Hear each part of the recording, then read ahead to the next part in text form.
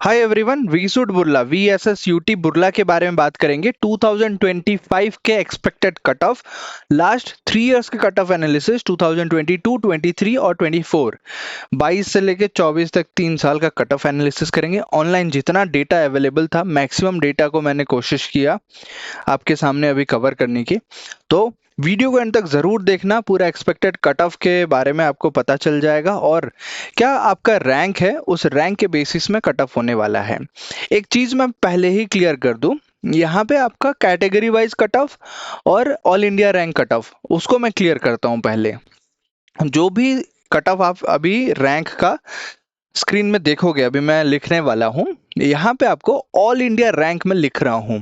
जैसे अगर किसी चीज में जनरल का 1 लाख है और सेम चीज 3 लाख हो रहा है एससी के लिए या एसटी के लिए, तो मतलब वो ऑल इंडिया रैंक के बेसिस पे ही हो रहा है। अल्टीमेटली आपका जो एससी या एसटी का कट ऑफ होगा या रैंक होगा, वो आपका कम रहेगा। मे भी हो सकता है 30,000, 15,000, 20,000 ऐसे रहेगा। बट जनरल जो all India rank cut off है वो आपका ज्यादा आ रहा है, सीआरएल जो है। सो उस हिसाब से आपको मैं बताऊंगा, जो भी कट ऑफ आप देखोगे, आप अपना ऑल इंडिया रैंक के बेसिस में कंपैरिजन करना। और बहुत सारे मिथ्स हैं और रियलिटी है, सभी चीज मैं आपके सामने लाके रखूंगा। तो स्क्रीन पे लेके चलता हूँ, और ये video only cut off, rank, branch wise, यह सब के बारे में रहेगा। अगर मैं इसमें फी स्ट्रक्चर भी ऐड कर दूं, प्लेसमेंट भी ऐड कर दूं, तो मिनिमम 1 से 1.5 घंटे का वीडियो बन जाएगा। तो उसमें आपका भी पेशेंस नहीं रहेगा, इसीलिए प्लेसमेंट रिकॉर्ड के लिए अलग वीडियो, फी स्ट्रक्चर के लिए अलग वीडियो, और बाकी इंटर्नशिप अपॉर्चुनिटीज, कॉलेज फेस्ट, जो भी रहेगा उसका अलग अलग वीडियो बनाएंगे। इसमें हम कट ऑफ की बात करते हैं। Let me take you to the screen. आप अभी स्क्रीन में देख पा रहे हो, let me write VSSUT cut off. तो सबसे पहले मैं बता दूं, अभी मैं 2022 का बता रहा हूं, ठीक है। और ये होम स्टेट के लिए है, होम स्टेट यानी कि उड़ीसा।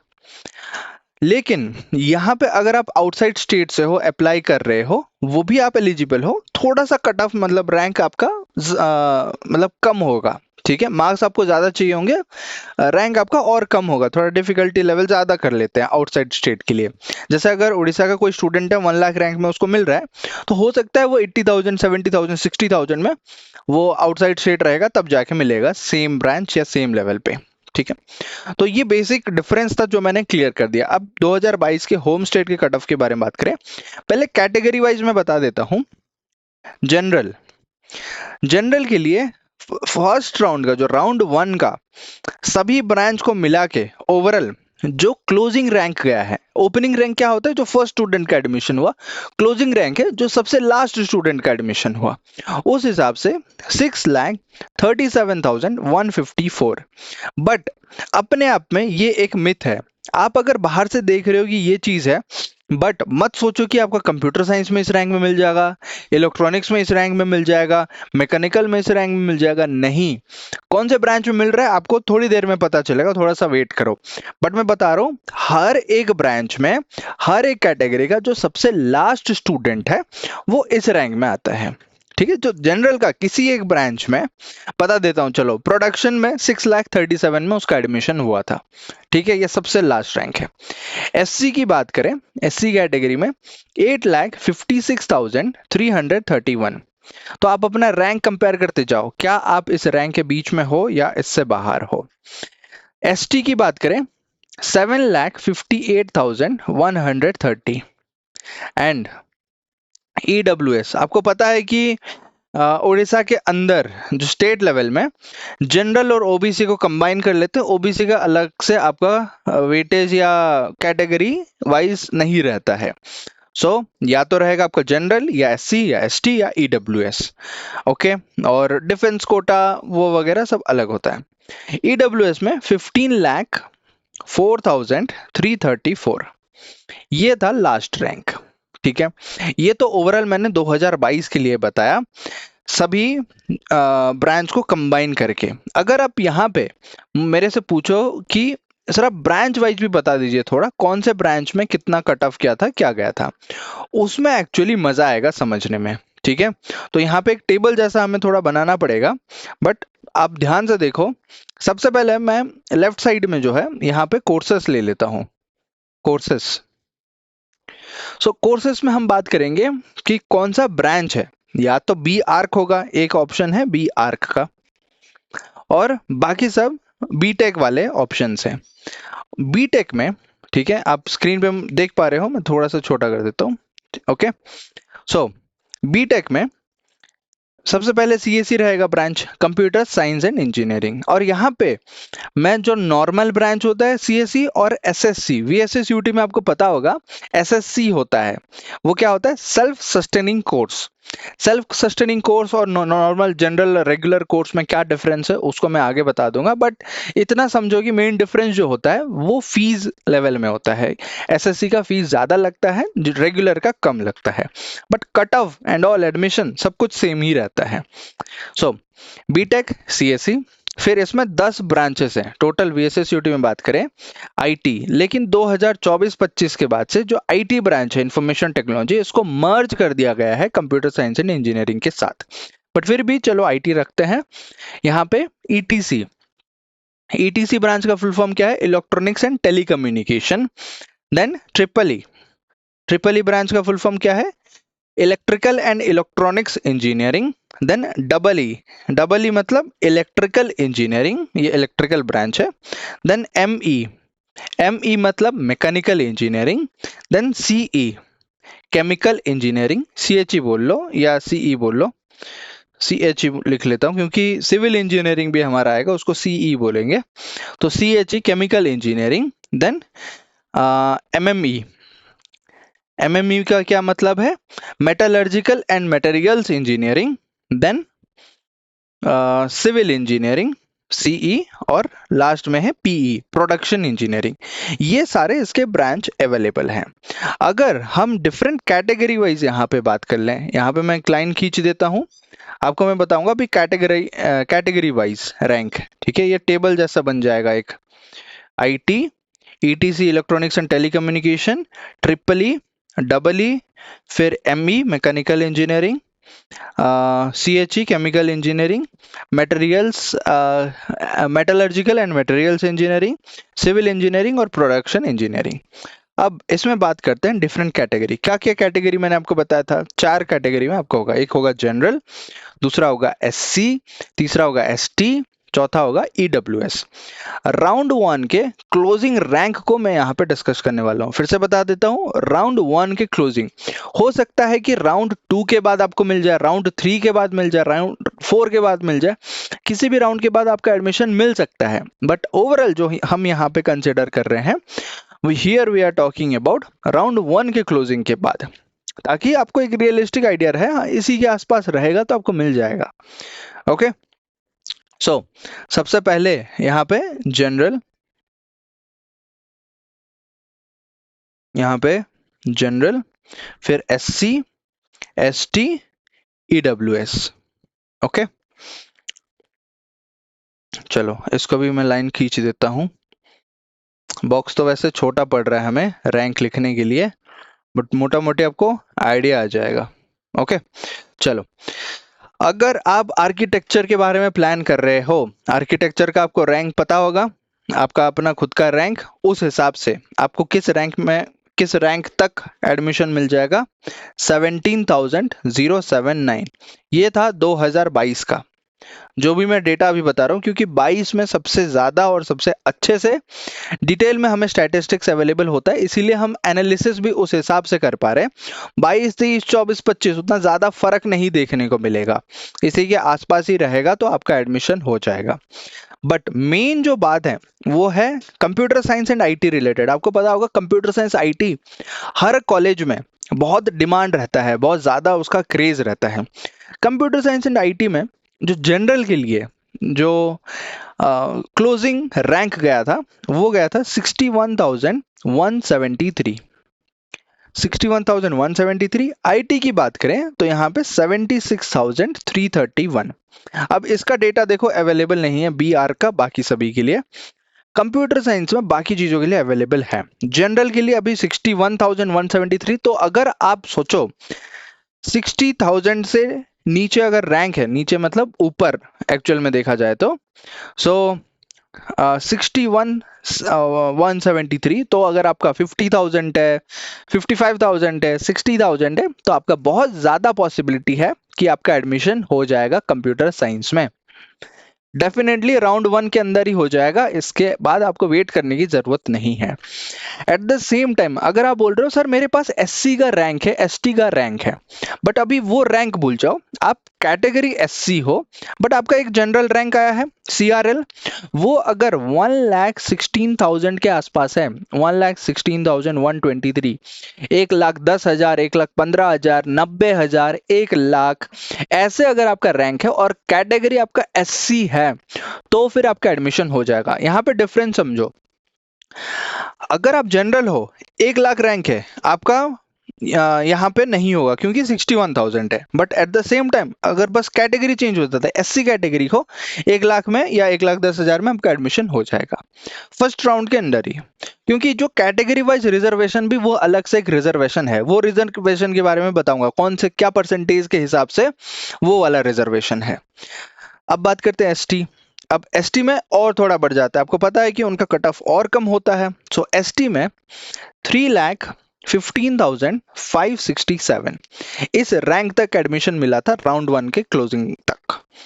ठीक है, ईडब्ल्यूएस में ज्यादा फर्क नहीं होता है जनरल से, 67,777 है।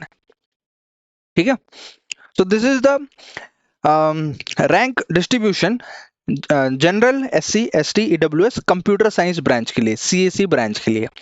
और सीएससी में आईटी में ज्यादा फर्क नहीं होता है। अभी आईटी में मैंने कितना बताया कि 76,331, यहाँ पे अगर एससी की बात करें तो 1,80,301, सो 1,50,000 के आसपास है और आईटी में अवेलेबल हो रहा है। अभी तो मैंने बताया आईटी कंबाइन हो गया, तो कंप्यूटर साइंस का थोड़ा सा कट ऑफ बढ़ जाएगा, आपको ज्यादा स्टूडेंट्स इनटेक हो जाएंगे। सो अगर 1,50,000 के आसपास भी रैंक है और एससी कैटेगरी है तो आपको मिल जाएगा। बट जनरल के लिए मैं बता रहा हूँ, इन जनरल बहुत सारे स्टूडेंट जनरल होते हैं, तो जनरल के लिए अगर 70,000 तक रैंक है, इस बार के लिए भी 2025 में भी 72,000, तो पॉसिबिलिटी है फर्स्ट राउंड में आपका सीएस आईटी ब्रांच में हो जाएगा। ये आपको दिमाग में रखना है। बट अगर 1,00,000 के आसपास है, मुश्किल है, हो सकता है कि आने वाले राउंड्स में हो जाए, कहीं अगर सीट्स अवेलेबल हुए तो, या फिर कुछ भी वैकेंसी वगैरह अवेलेबल हुआ, वरना 70,000 तक मैक्सिमम है, उसके बाद सोचना थोड़ा मुश्किल है सीएससी के लिए। बाकी ब्रांच में हो जाएगा, सभी ब्रांच के लिए मैं भी बता रहा हूँ, ये ध्यान से सुनिए। फिर एसटी के लिए अगेन ये बढ़ जाएगा, 4,35,945 ये रैंक तक अवेलेबल था। ईडब्ल्यूएस में ज्यादा डिफरेंस नहीं, 81,833, दैट्स इट। ये अभी आप कंपेयर कर सकते हो।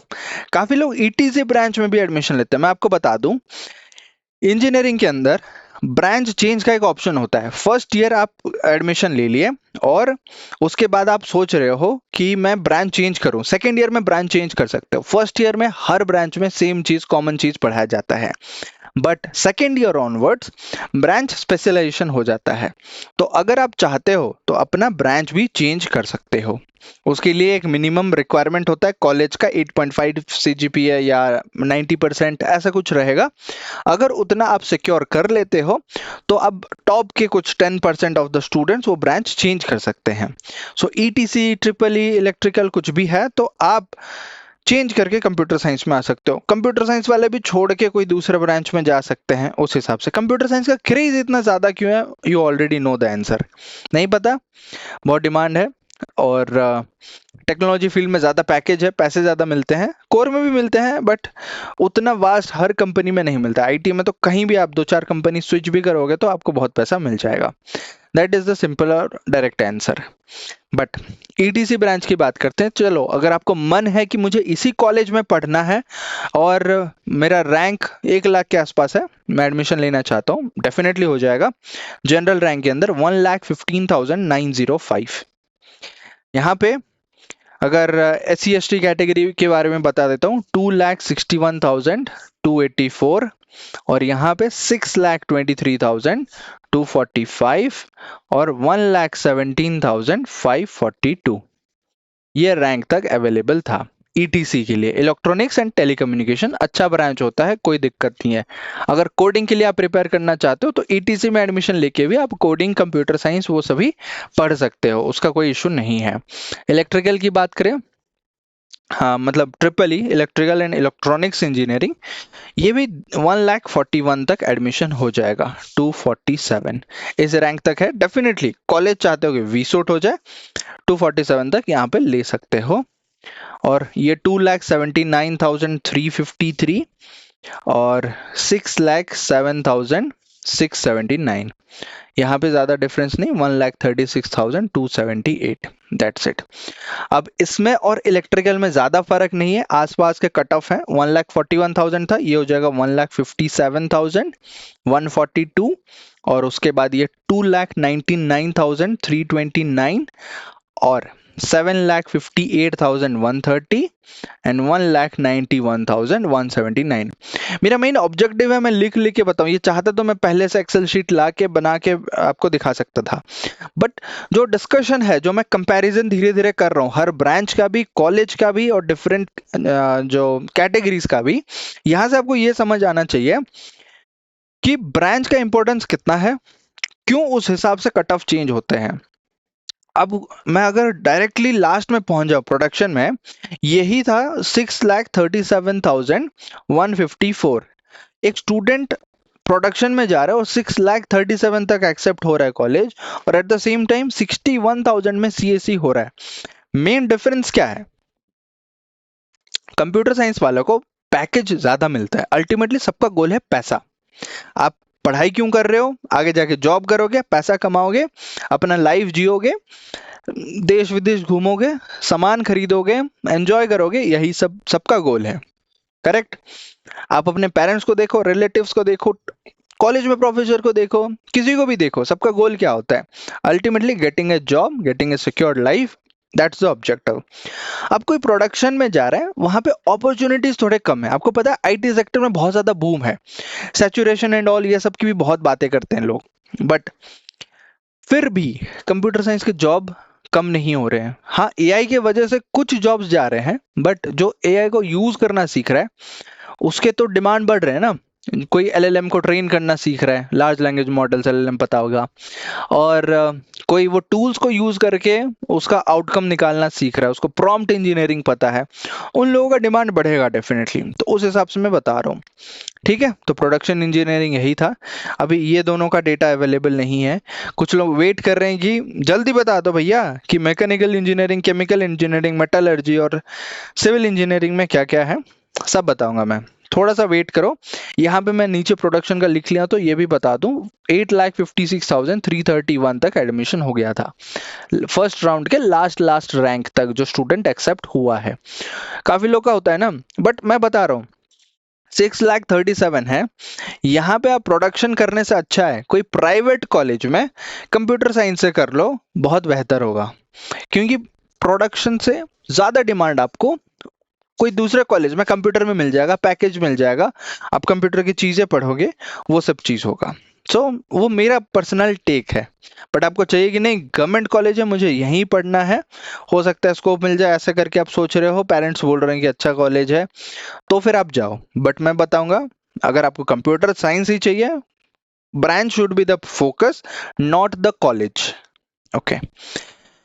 मैकेनिकल इंजीनियरिंग 157 उधर हो गया था, इधर हो जाएगा 198 228, और ये वाला 336 248, देन 708 124, और लास्ट में 246 454।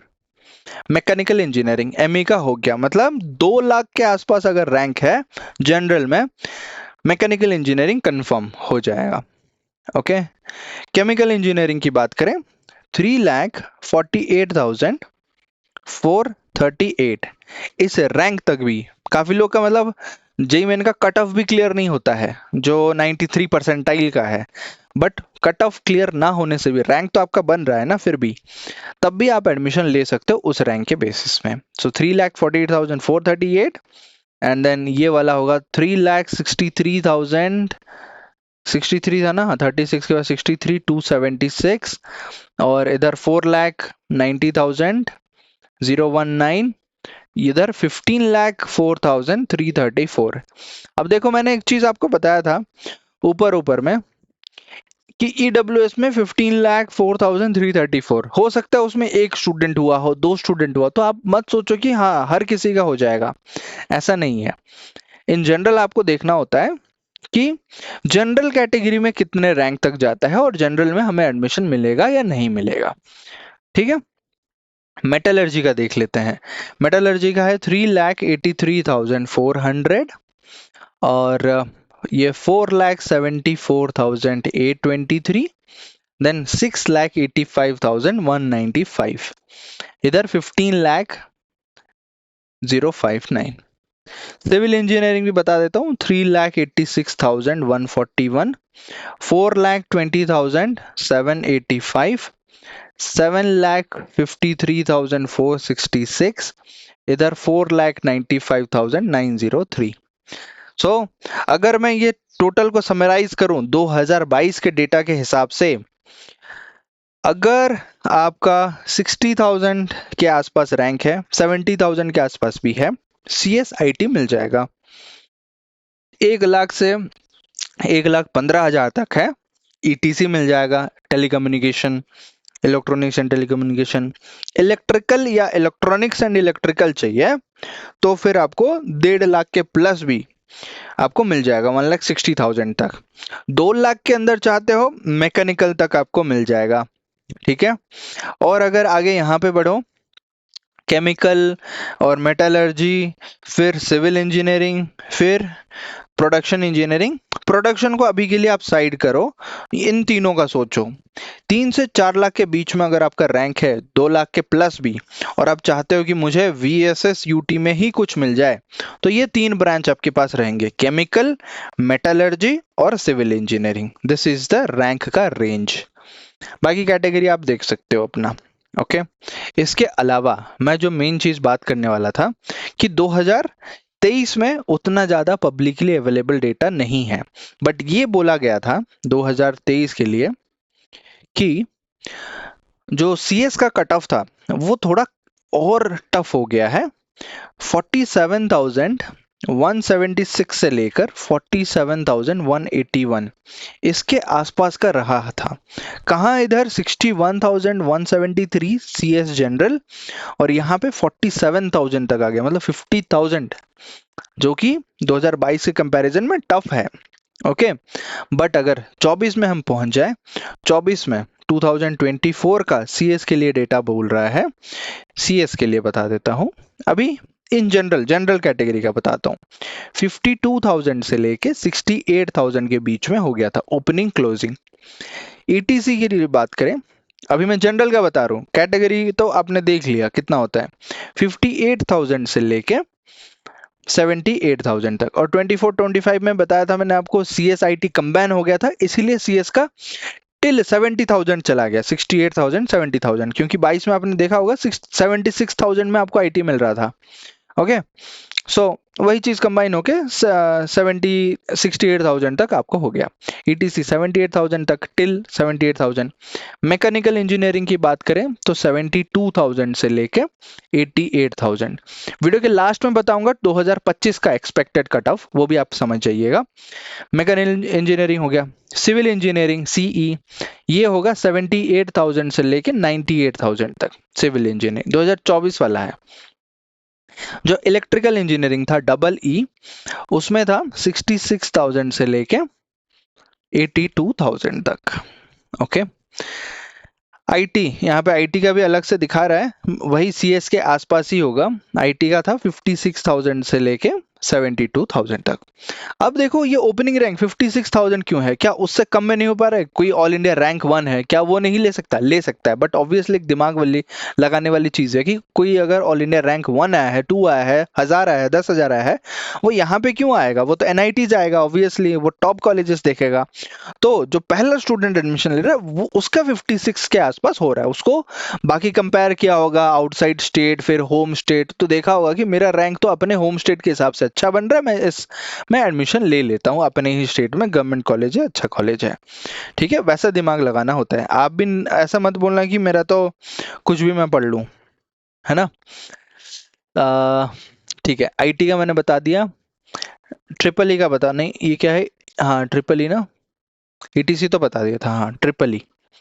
ट्रिपल ई का था यहाँ पे 70,000 से लेके टिल 86,000 तक। ओके, थोड़ा टफ होते जा रहे हैं उस हिसाब से। प्रोडक्शन इंजीनियरिंग का देखे तो ये 88,000 से लेके 1,05,000 तक हुआ था फर्स्ट राउंड में। बाकी लास्ट राउंड में तो और ज्यादा बढ़ जाएगा, कोई लास्ट का स्टूडेंट भी लेना चाहे तो वहां पे ले जाएगा। Metallurgy, MME, metallurgy and materials engineering, ये था 92,000 से लेके। बहुत लोग इस चक्कर में लेते हैं ना कि चलो मुझे कॉलेज मिल रहा है, ये कॉलेज में मुझे एडमिशन चाहिए, अच्छा कॉलेज मिल रहा है, मेरे नाम पे कॉलेज का टैग एसोसिएट हो जाएगा, अच्छी बात है कॉलेज में एडमिशन लेना। यहाँ पे बीच में, अच्छा ये केमिकल है तो CHE लिखता हूँ ऐसे। केमिकल है 98,000 से लेके 1,20,000 तक। ओके, 1.5 लाख तक और लगभग आपको एडमिशन हो जाएगा। ओके, ये आपको मैंने बता दिया। अब थोड़ा सा ना सीट मैट्रिक्स के बारे में बात करता हूँ। सीट मैट्रिक्स, कितने सीट्स अभी टोटल 2025 के लिए अवेलेबल हैं? 1114, 1114, 1114 सीट्स आपके लिए अवेलेबल हैं बीटेक प्रोग्राम के अंदर, सभी ब्रांच को कंबाइन करके, सभी कैटेगरीज के, general, SC ST, EWS and जो गवर्नमेंट ऑफ इंडिया नॉमिनी भी होते हैं, कुछ TFW होते हैं, ट्यूशन फी वेवर वाले सीट्स होते हैं। और यहाँ पे एक और कैटेगरी है लैटरल एंट्री, क्योंकि काफ़ी लोग सेकेंड ईयर में एडमिशन लेते हैं तो लैटरल एंट्री के लिए भी सीट्स रखा जाता है। रेगुलर स्टूडेंट्स होते हैं, सेल्फ सस्टेनिंग कैटेगरीज होते हैं SSC, और उस हिसाब से सभी को कंबाइन करके 1114 सीट्स हैं। 2022 से लेके 24 तक देखा जाए तो ये फ्लक्चुएशन थोड़ा बहुत हुए हैं सीट्स में, बट अभी ओवरऑल आप VSSUT के साइट पे भी जाके देख सकते हो कितने सीट्स किस चीज के लिए अवेलेबल हैं। बट यहाँ पे अगर मैं थोड़ा रिजर्वेशन की बात करूं, जो गवर्नमेंट ऑफ उड़ीसा का रिजर्वेशन है वो रिजर्वेशन पॉलिसी फॉलो होता है VSSUT में। जो SC है, SC के लिए 15% रिजर्वेशन रहता है। ST के लिए 15% of the seats, total seats, sorry ST के लिए आधा है, 7.5% of the total seats. OBC के लिए 27% रिजर्वेशन, EWS के लिए अप टू 10%, और person with benchmark disability BD बोलते हैं, PWD भी बोलते हैं, 5% इनका रिजर्वेशन। ये सभी जाने के बाद जनरल, मतलब फीमेल भी रहता है शायद, पता नहीं उसका, बट उसके बाद फिर जनरल रहेगा और फिर जाके आपका एडमिशन हो पाएगा। बाकी रैंक वगैरह सब कुछ कंसिडर होगा। तो ये डिफरेंट फैक्टर्स है जिस पर डिपेंड करता है। अब अगर 2025 के बारे में बात करें, फाइनली 2025 का एक्सपेक्टेड कट ऑफ 2025, बहुत ध्यान से सुनिएगा। आपका अगर इस रेंज के अंदर आता है तो डेफिनेटली आपका हो जाएगा। CSE के लिए बता रहा हूँ, 50,000 तो स्टार्टिंग है। 50,000 से पहले स्टूडेंट कोई ट्रिपल IIT में, कोई government funded technical institute GFTI इसमें एडमिशन ले लेते हैं। बट 50 से लेके 70,000 तक आपका रैंक है। तो काफी लोग CET चूज करते हैं, जो OUTR बन गया है, OUTR या फिर VSUT। ये दोनों में जनरली कंफ्यूज रहते हैं। अगर आपको ये दोनों के बीच में डिफरेंस भी जानना है, बताना, मैं समझा दूंगा।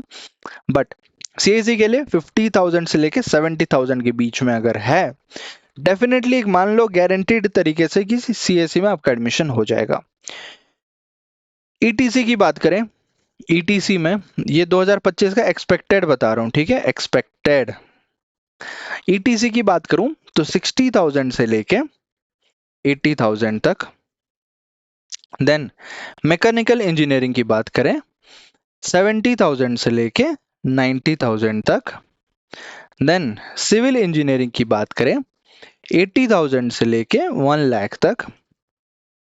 और इलेक्ट्रिकल इंजीनियरिंग यहाँ पे 65,000 से 85,000, 65 से 85,000। देन IT इंफॉर्मेशन टेक्नोलॉजी 55,000 से 75,000। तो सेफ जोन के लिए मानो CSE भी नहीं मिलता है और रैंक आपका 75,000 है या 72,000 है, आप सोच रहे हो मुझे CSE नहीं मिलेगा क्योंकि CSE का 70,000 तक लास्ट है। टेंशन मत लेना, आप IT में ले लेना। कंबाइन भले हो गया है बट IT लेवल में आपको मिल जाएगा। CS IT एक समान है, 80 to 90% सिलेबस सेम होते हैं, कुछ कुछ इलेक्टिव अलग होते हैं। ट्रिपल ई की बात करें, triple E electronics and electronics engineering 68,000 से लेके 88,000 तक। देन प्रोडक्शन इंजीनियरिंग PE 85,000 से लेके 1,10,000।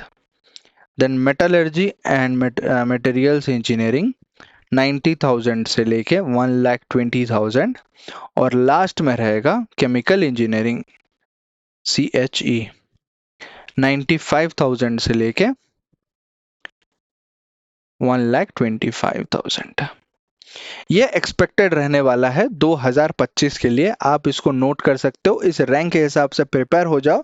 फर्स्ट राउंड में अगर मुझे एडमिशन चाहिए, इस रैंक के बीच में आपका रैंक फॉलो होता है तो डेफिनेटली आपको एडमिशन फर्स्ट राउंड में ही मिल जाएगा। बट अगर आप सोच रहे हो कि फर्स्ट राउंड नहीं मिलता है, मैं आने वाले राउंड्स के लिए वेट करूंगा, तो आने वाले राउंड्स में भी आपको एडमिशन मिल सकता है based on multiple factors, vacancy, availability, seat, बहुत कुछ ऐसे फैक्टर्स कंसिडर होगा, बट उसके बाद अवेलेबल होता है तो आपको मिल जाएगा। ये था बस कट ऑफ के बारे में। कितना डिटेल डिस्कशन हो गया आपने देखा, only cut off cut off cut off करके। आने वाले वीडियोस में दूसरे कॉलेजेस के बारे में, जैसे CET है उसका हम ओवरव्यू करेंगे, उसका कट ऑफ क्या है, कैसा एडमिशन रहता है एंड ऑल। कॉलेज कंपैरिजन चाहते हो, कॉलेज कंपैरिजन करेंगे। प्लेसमेंट को लेके भी हम बात करेंगे कि कितने, मतलब हाईएस्ट प्लेसमेंट का मतलब क्या है, कितना ज़्यादा डिपेंड करता है या नहीं करता है बाकी प्लेसमेंट्स में, हमें कौन सा प्लेसमेंट का वैल्यू देखना चाहिए किसी भी कॉलेज में एडमिशन लेते हैं तो। उसके अलावा fees structure, yes that is again very important. Fees structure कितना रहता है, क्या रहता है, सब कुछ हम डिटेल में कवर करेंगे।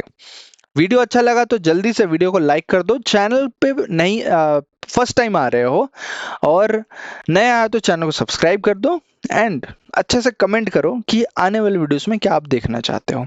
मिलते हैं अगले वीडियो में, तब तक keep learning, keep exploring and keep smiling. Thank you so much.